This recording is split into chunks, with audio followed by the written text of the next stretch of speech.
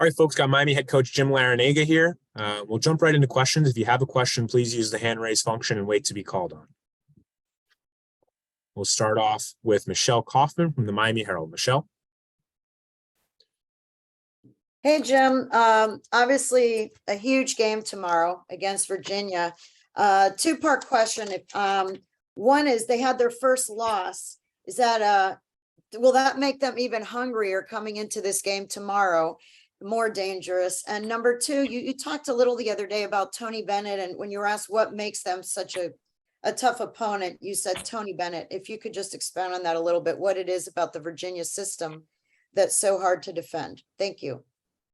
Well, first of all, whatever happened in their last game is going to have nothing to do with what happens in this game. Whether they won or lost, we just know they're going to be very well prepared to come into the Watsco Center and play the best basketball for that day.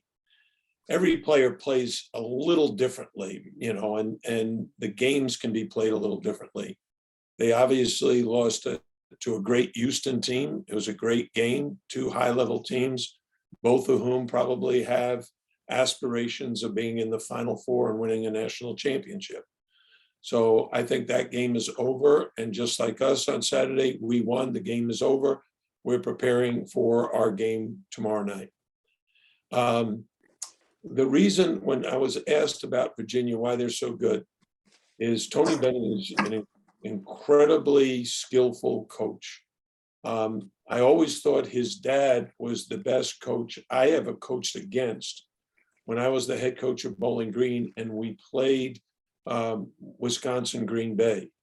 I thought he was so good that I called Dick Bennett and asked if I could come out and pick his brain and find out all the things he was doing as a coach that made him so successful. And he was so generous and hospitable to let me come with Barry Collier, who was a great coach at Butler and Nebraska, now the AD at Butler. We went to Green Bay and try to absorb as much basketball knowledge as we could from a guy that I thought was a basketball genius. And I think Tony not only learned so much about coaching from his dad, but Tony was a great player himself, terrific in college, then played in the NBA. So he's been able to combine his knowledge and experience both as a player and as a coach, having learned it from his dad. And so the Virginia program has been, in my mind, the most consistent ACC team since I arrived in the league 12 years ago.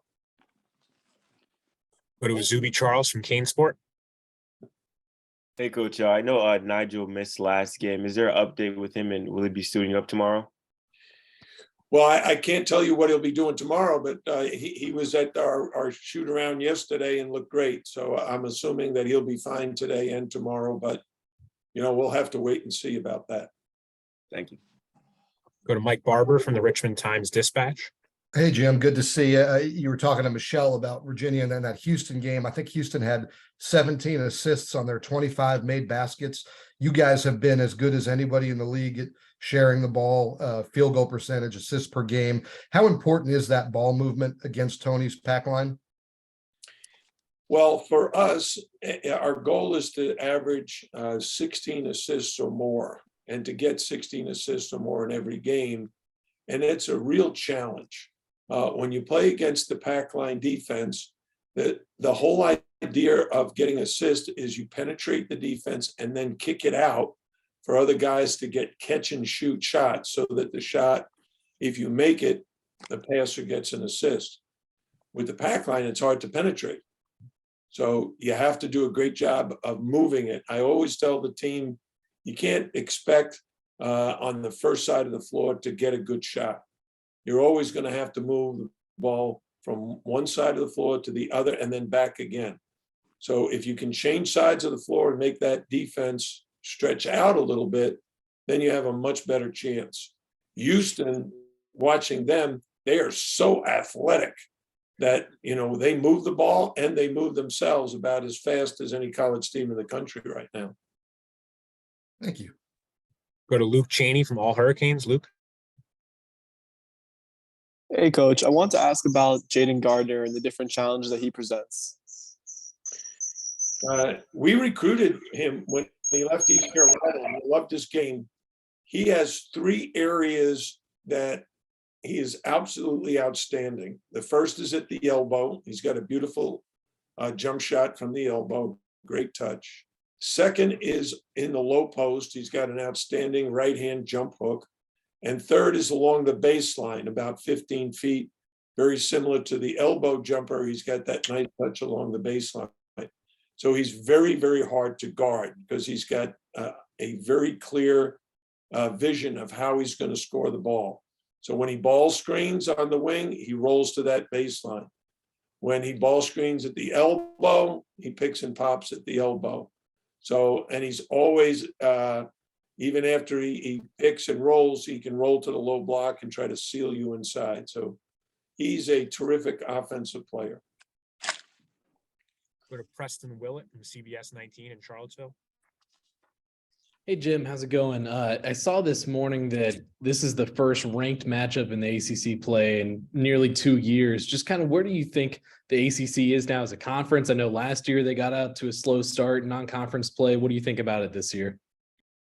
Okay, when you say the first 2 ranked teams, last year we didn't have any ranked teams play against each other? And you say how long ago it was? 22 months exactly. That's very surprising to me because of how good I think our league is. But it's also very surprising to me that we haven't done as well recently in non-conference play. We have some losses that are unexpected. And I think it speaks volumes about the transfer portal, where teams are getting older quicker, and those players who are more experienced go into a mid-major program or somebody you might pay a guarantee contract to, but all of a sudden are good enough to beat you, even if you're at home. So I'm excited. I didn't know that. I'll tell my team we're first ranked team to play another ACC ranked team in 22 months. You think that'll motivate them? Go back to Mike Barber. What about Jerry? Where's Jerry in this?